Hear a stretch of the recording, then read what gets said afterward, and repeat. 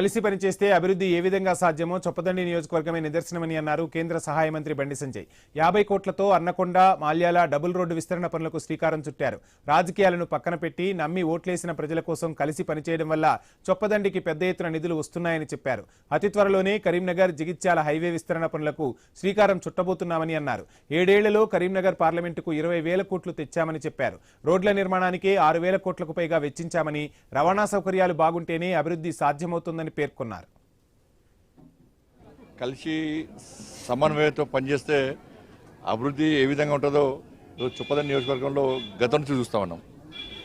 గతంలో మల్యాల నుంచి కాచాపూర్ వరకు కూడా రోడ్డు నిర్మాణం సిఆర్ఎఫ్ నిధుల ద్వారా చెప్పడం జరిగింది. ఆ రోజే మరి ఒక విజ్ఞప్తి మేరకు ఈ ఆర్నకొండ నుంచి మల్యాల వరకు 4 మండలాలు కలుపుతూ దాదాపు 35 కిలోమీటర్ల రోడ్డు, మధ్యలో కల్వర్టు, మినీ బ్రిడ్జ్ నిర్మాణం కూడా ఇందులో భాగస్వామ్యం అయింది. దాదాపు 50 కోట్ల రూపాయలతో 30 కిలోమీటర్ల రోడ్డు సింగిల్ రోడ్ను డబుల్ రోడ్డుగా నిర్మాణం చేయడానికి సిఆర్ఎఫ్ నిధులను కేటాయించడం జరిగింది.